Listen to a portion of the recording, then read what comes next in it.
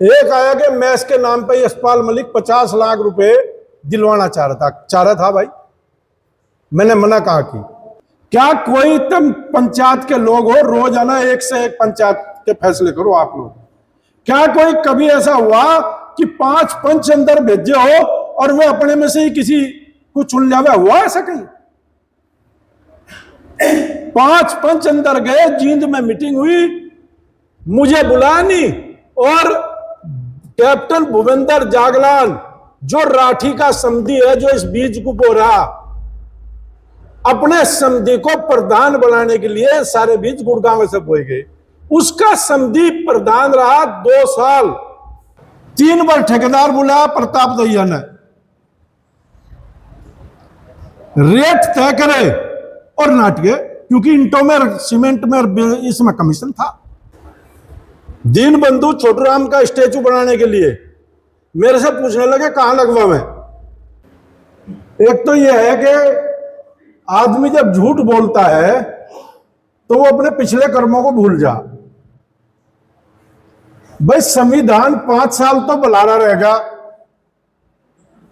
3.5 साल यूं रहेगा, उसी संविधान के तहत प्रधान बना, और फिर संविधान में कमी थी जब तो उसी के तहत प्रधान बना, और उस संविधान को बनवाने में साथ थे। तो इसकी कोई सफाई तो हो नहीं सकती। इसके तो जो 50-100 लोग साथ हैं उनको पता यू कैसे बना, और कोई भी भाई कॉपी ले जाकर इसे पढ़वा लो। अगर इसमें मेरा कहीं कोई रोल हो, कोई भी रोल, सिवाय कोई भी ट्रस्ट, 3 चीज रजिस्टर्ड होती है। आप कोई सामाजिक काम कर रहे हो, उसमें 3 तरह से कर सकते हो आप। एक कर सकते हो आप सोसाइटी बना के, वो हर राज्य का अलग तरीका है। दिल्ली में सोसाइटी अलग बनेगी, यूपी में अलग बनेगी, हरियाणा में अलग बनेगी, जैसे कि हमारे स्कूल बन रहे। दूसरा तरीका है ट्रस्ट। ट्रस्ट 2 तरह के होते हैं। ट्रस्ट एक्ट है 1882 का, यह मैंने नहीं बना रखा, उसके अधीन ही ट्रस्ट एक्ट रजिस्टर्ड होते हैं। उनकी कार्य क्षेत्र एक होता है फैमिली ट्रस्ट, एक होता है public charitable trust. Public charitable trust में हमारा रजिस्टर्ड है, उसमें पहले ही लिखा हुआ कि this is a public charitable trust. Settler क्यों बनाया जाता है? इसमें एक आदमी सोच पैदा करता है कि भाई मैं इतने रुपए दे रहा हूं और इन उद्देश्यों के लिए हम इस पर काम करेंगे, इसलिए उसको सेटलर कहा जा। पहला पैसा उसमें सेटलर लगाता है, वो प्रॉपर्टी भी हो सकती है, वो नगद भी हो सकता है। बिना सेटलर के अगर कोई या बगैर ऑथर के इस देश में ट्रस्ट रजिस्टर करा दे तो जो चोर का इलाज वो मेरा इलाज। उसकी सारी पावर्स ट्रस्टियों को है। वकील भट्टे घनघस खाप के प्रधान भी हैं, आप भी कॉपी ले जाओ। उसकी हर पावर संविधान में चेंज होने की, कोई काम करने की, किसी को अधिकार देने की, वो सारी पावर ट्रस्टियों को है। अगर ट्रस्टी बहुमत से कोई चीज पास करेंगे तो वो केवल वो होगा ट्रस्टी। सेटलर का काम यह है कि ट्रस्टी कोई प्रस्ताव पास करके लाए, जब वो रजिस्ट्रार के जाएगा तो वो उस पर साइन कर देगा। अपनी तरफ से कोई देश का सेटलर, चाहे उसने अपनी सारी पूंजी दे रखी, उसमें चेंज नहीं करा सकता। पब्लिक चैरिटेबल ट्रस्ट, ये तो है ट्रस्ट का क्लैरिफिकेशन। दूसरा है पेड़ 12 लाख के लग गए। भाई 12 लाख के पेड़ का आरोप लगा दिया यशपाल मलिक ने। भाई 60-70 हजार के पेड़ 2018 में मंगवाए थे, सहारनपुर की नर्सरी से आए थे। 2 नौकर रखे थे इन्होंने ही तनख्वाह तय करके, जी यहां मिलते नहीं। वे माली थे सहारनपुर के सैनिक। जो पेड़ लेकर आए थे वो सहारनपुर की कार्यकारिणी थी, मेरे में तो जो पेड़ लेकर आया था उसकी संपत्ति के बराबर मुझे तो यहां कोई नजर नहीं आ रहा। वो 200-300 करोड़ का आदमी क्या वो लाख रुपए में से खा जाएगा? ये आरोप बाद में लगाने, ये जो 12 लाख जोड़े, बाद में मुझे पता लगा कि रामकरण दलाल और एक हमारे यूपी का जो हॉर्टिकल्चर का काम करता है, रामकरण दलाल ने उसे बुला के एक महीना यहां लुटाया और इन्होंने कुछ खाद पाद पेड़ वेड़ कैसे क्या खरीदे, अगर वे नॉलेज में मेरी हो या मैंने कहीं गया हो या किसी को कहा हो, इन दोनों ने जो खरीदा इन्होंने खरीदा होगा, जो खाया होगा इन्होंने खाया होगा। उसे मैंने बुलाया भी हो तो भी मैं गुनहगार हूं। रामकरण दलाल मेरे साथ बिहार गया था, हम लखनऊ रुके थे, वो आदमी मिला, उसका बड़ी बड़ी कंपनियों में हॉर्टिकल्चर का काम है, इनने याजाना बांध लिया, इन्हीं का वो जुगाड़ है जो भी होगा। वीरेश तरार वो एशिया पब्लिक एशिया एक है, उसका एडिटर भी है अखबार का। ये तो है इसका जवाब। एक है भाई, देखो झूठ कितना झूठ बोलता है आदमी कि शहीद परिवार के जो बच्चे हैं उनकी नौकरी कच्ची है, और यह जिम्मेदार मेरी खाप के आदमी ने कही, किसी ने अपने रिश्तेदार के कहने से। इसका भी पता कर लियो भाई, ये नौकरी कच्ची पक्की, उन बच्चों से पूछ लियो। मिक्सचर प्लांट लिख दिया 20 लाख का आया था, 10.5 लाख का आया था भाई, 18% लगी थी जीएसटी, पुराना प्लांट था, जितना घाटा होगा उसका 100 गुना तो देने को मैं गनादार हूं। पता कर लियो कि भाई कोई 10.5 लाख का आज भी कोई मिक्सचर प्लांट आता हो सेकंड हैंड, लगभग नए की कीमत 30-35 लाख होती है। उसके साथ कमरे पमरे बनाने की टीम थी, उसे बेच खाया 8.25 लाख का, 1.5 लाख का सामान अब भी पड़ा, उसमें क्या घटा ये मुझे बता दो। सारी राफ्ट नीचे 2 फुट पड़ी हुई है, वो उससे पड़ी हुई है। 5-7 लाख रुपए वो बचा भी गया जो बाहर से हम खरीदते वंशा करते। गाड़ियां किराए पर आती थी, जो मिक्सचर के साथ गाड़ियां चलती हैं, और पंप किराए पर आता था, बाकी प्लांट अपना चलता था। ये सब सन 18 की बात बता रहा है, ये आरोप अब के नहीं है, 18 के। 2022 में जब नया मैनेजमेंट बना, उसमें यह बात आई कि भाई बैंक में 10,000 थे।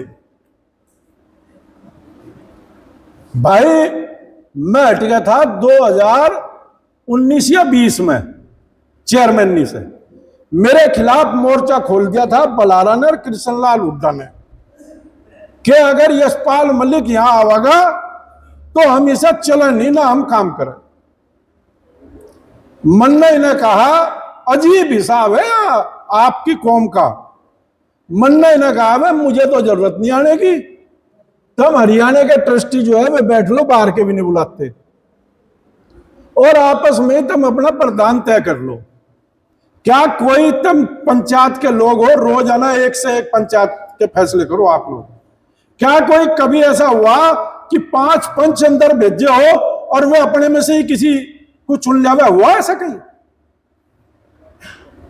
5 पंच अंदर गए, जींद में मीटिंग हुई, मुझे बुलाया नहीं, और कैप्टन भूपेंद्र जागलान जो राठी का समधी है, जो इस बीज को बो रहा, अपने समधी को प्रधान बनाने के लिए सारे बीज गुड़गांव से बोए गए। उसका समधी प्रधान रहा 2 साल।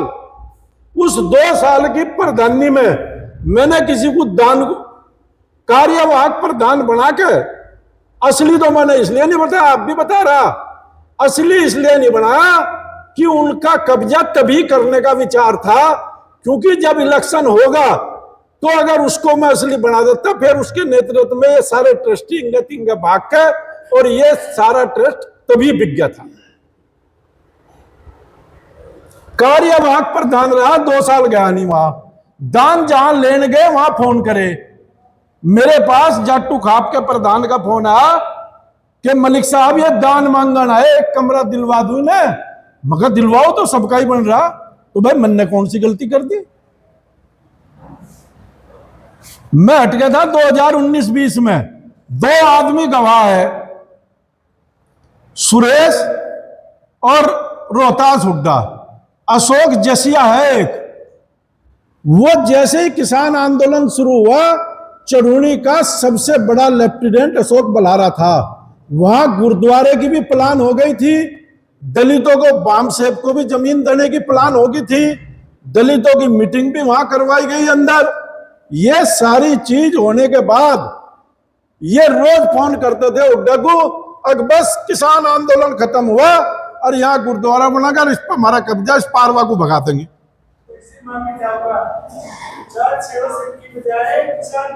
किसान भवन बना देंगे, इसका किसान भवन बना देंगे। रोज फोन करते थे सुरेश भाई की मैं दाद दूंगा। अभी बड़ी कड़वी बात है, इसने कहा मलिक साहब अगर किसान आंदोलन का फैसला हो गया 3 महीने में तो यू जाएगा साफ भवन, और जो इसमें लग गया साल भर तो ये भी चढ़ूनी को छोड़कर भाग जाए, क्योंकि ये चढ़ूनी को अपने हाथ में खिलाना चाह रहे थे, वो खिला नहीं इनके हाथ में। ये परिस्थिति थी। उसके बाद आई बात, ये आपने भी सुनी होगी कि यशपाल मलिक ने हमें धाम में काम नहीं करने दिया। भाई 2 मंजिल से 4 मंजिल बिल्डिंग कैसे बन गई, कैसे बनेगी? ग्रेनाइट खरीदने मैंने गया हूं, वहां से न दिलवा हो। चौखट खरीदवाने हम ना गए हो, ईंट खरीदवाने के लिए हम ना गए हो। मैंने इन्हें 3 काम की मना करी। किस किस काम की मना करी, उसके पीछे कारण थे वो बता दूं।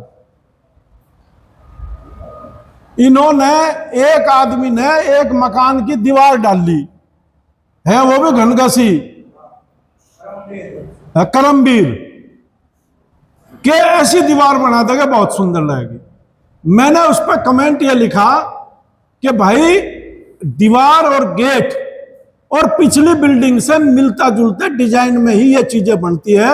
ये चीज 100 साल 1000 साल के लिए बन रही, ये चीज हमारा मकान नहीं कि क्या चीज अच्छी लगेगी ये आर्किटेक्ट बताएगा। उसकी डिजाइन है दीवार की इसी तरह की लाल ईंटों में, और गेट का डिजाइन भी उसका तैयार है। तुम्हें केवल जगह बतानी, क्या 70 फुट में बनना है या 50 फुट में बनना, आज लो नहीं बता।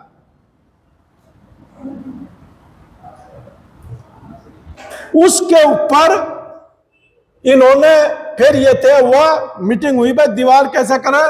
मगर भाई हमारे पास 4.5 एकड़ जमीन इस कैंपस से बाहर है, आपको ये बता दूं, उसमें हम जा नहीं सकते। हमारा यह था कि किसानों को रास्ता वास्ता देके इस 4.5 एकड़ को इसके नजदीक लगा लेंगे। उसमें कुछ किसान सहमत हो गए थे। हमने कहा भाई ये जो साइड की दीवारें हैं ये तो कर लो आप, जो आजकल बड़ी फैब्रिकेटेड आ रही है प्लेट सी डाल के, और सामने की दीवार कर दो आप बिल्डिंग के हिसाब से। इसलिए क्योंकि अगर इधर बढ़ेगी तो नुकसान कम होगा, वो निकल के उधर चली जाएगी। फिर 3 बार ठेकेदार बुलाया प्रताप दैया ने, रेट तय करे और नाटके, क्योंकि ईंटों में, सीमेंट में, इसमें कमीशन था, तो उसे क्यों बढ़ने देंगे वे। दूसरी मना करी, जाकर घूम कर आना उस भवन में, 80 का अड्डा बना रखा। मैंने कहा जब हम ऐसे कमरे बना लेंगे अपने पदाधिकारी यहां रहने के लिए, जाकर देखा नहीं तो है, विंग कमांडर मलिक का अलग कमरा, चेयरमैन का अलग कमरा, भवन के अंदर एसी लगाकर। शराब ना पीते हो वहां पत्नी के साथ रह के, तो जो चोर का इलाज वो मुझे बता देना, सब बताओ थे गार्ड। 4 दिन कामवाणी नहीं आवा, यहां के लौट जाएंगे। खुद सेक्रेटरी और पत्नी प्रदेश के अध्यक्ष, पत्नी के साथ जाना खराब नहीं है, आओ परिवार के साथ रहो, लेकिन किसी व्यवस्था में तो रहोगे। नाम तो रख रखा मंदिर और बोतल खोल के बैठे उसके भीतर। इस काम के लिए मना किया कि ये काम नहीं करोगे, ऐसी कमरे नहीं बनाओगे अलग। आओगे जो बाहर दफ्तर है, जब आप जाके उसमें लौट सकते हो बाहर दफ्तर वाले में, तो मैं नहीं लौट सकता उसमें भाई साहब। जब हम धरने पर रेलवे ट्रैक पर सिर रख कर लौट सके, जब हम सड़क पर धरने दे सके, तो हम पंखे के ताले भी लौट सकते। ये काम नहीं करने दिए।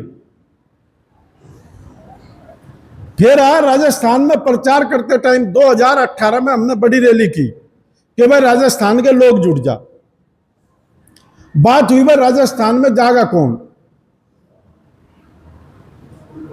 हमने कहा भाई वैसे तो पैसे इकट्ठे करोगे 33 जिलों में जाना, वैसे पैसे इकट्ठे करोगे तो कल को आरोप आएगा कि भाई धाम का पैसा प्रचार में खर्च किया।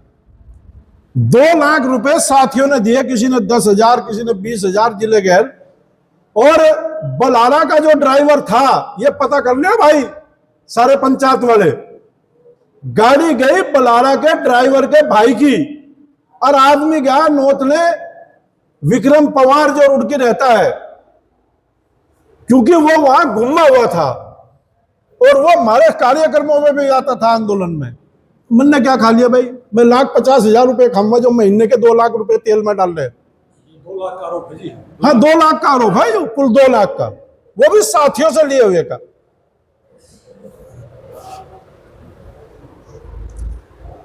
आपको बता दिया समझौता कैसे हुआ 18 मार्च 2017 को। उसमें कुछ और कमी रहेगी हो वो बता दूं। सबकी सहमति थी सुबह, और मुख्यमंत्री को यह कहा कि जब मैं तय कर लूंगा अपने लोगों से पूछ के, उसके बाद आप प्रेस कॉन्फ्रेंस करोगे। अगर मन ने मना कर दी मुझे लोगों ने, तो आप प्रेस कॉन्फ्रेंस नहीं करोगे। सुबह 5 बजे, जब 4 बजे मेरे पास आ लिए, सुबह 5 बजे मुख्यमंत्री ने हरियाणा भवन में प्रेस बुला के ये फोन किया है, तो सब रिकॉर्ड पे है। प्रेस बुला के ये कहा कि नहीं, हम जाट समाज की मांगों पे बैठने के लिए तैयार है, और हमने उनको आज इनवाइट किया। तो ये मन ने अपने आप कह दिया। और सारे जिले चाह रहे थे, रोहतक वाले भी चाह रहे थे, कोई ऐसा नहीं चाह रहा था कि भाई दंगा ना हो, क्योंकि जिस तरह वहां मारकाट की संभावना थी। जाट 24 घंटे से ज्यादा तो सरदार थे, तब मैं 13 महीने रोक गए। किसी भी धरने पे 5 बजे सोता पड़ जाता था, रात को जितने रहते थे सब शराब पीते थे। क्या कहोगे इसे आप? हमें पता, वहां जाएंगे शाम तक वापिस आना, हमें कौन सी पूंछ पाट ले आऊंगे हम। दीन बंधु छोटूराम का स्टेचू बनाने के लिए मेरे से पूछने लगे कहां लगवावे। मैंने कहा देखो, लगना तो ये चाहिए जहां मेन बिल्डिंग आएगी। कहां लगना चाहिए जी? जहां मेन बिल्डिंग आएगी, या लगना चाहिए वहां जहां इसकी जगह है। मेन बिल्डिंग है हमारी, अगला जो खाली पड़ा उसमें ही सारी मेन बिल्डिंग है। फिर ये कहने लगे कि नहीं, ये तो बनने में 10 साल लग जाएंगे, स्टेचू तो अभी लगाना। मगर फिर इस ग्राउंड का नाप लो सेंटर, जहां मैस बनेगा, 3 हॉस्टल इधर है, 2 उधर है, जहां मैस बनेगा उसके सेंटर में लगा दो। कहने लगे नहीं जी, तो यही कोने पर लगेगा। लगा लो भाई, मैंने कौन सा मना कर दी। ग्राहक तम पकड़ के लाए, नाम तम छपवान लग रहे। अरे भाई 24 लाख में कुछ और भी लग जाता है जब दान देने वाला ही है। तो मैंने इन चीजों को मना करी। जो चीज नाजायज थी, कल को पटनी है। अगर वो स्टेचू कहीं लगेगा तो फाइनल बिल्डिंग बनने के बाद जहां से आदमी बिल्डिंग में एंटर करेगा, जो मेन एडमिनिस्ट्रेटिव ब्लॉक होगा, वो वहां लगेगा, जिससे उसकी प्रॉपर देखभाल रहे। ये हॉस्टल वाला एरिया है, ये तो सारा क्लोज हो जाएगा, इसमें कोई घुस भी नहीं सकता। हॉस्टल के लड़के ही इस स्टेचू को देख सकते हैं। आगे तो आप जाओगे, गेट में घुसते ही दाने मिट जाओगे। मेन बिल्डिंग सामने की सारी उसमें है।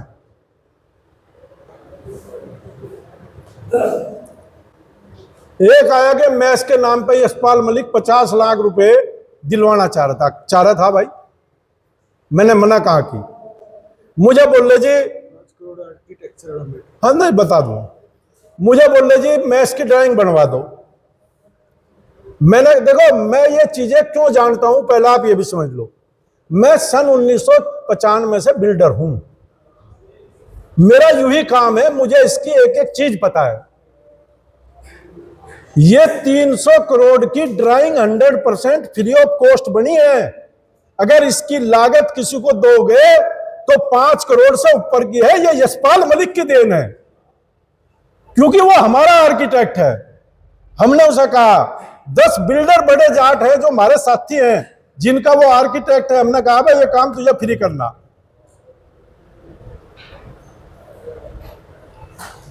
उसे नहीं, कोई नहीं भाई, मैंने उसे ये कहा भाई ये जो हमने मैस डिजाइन कर रखा वो भी आपको बता दूं, वो मैस डिजाइन कर रखा हमने प्रीफैब बिल्डिंग में। प्रीफैब बिल्डिंग क्या होती है कि फैक्ट्री से बनकर आती है, जैसे बड़े बड़े बैंकेट नहीं बन रहे, वो फैक्ट्री से बनकर आएगी। उसमें 2 प्रोविजन हमने कर रखे कि इसमें 3000 बच्चे रहेंगे, 1500 बच्चे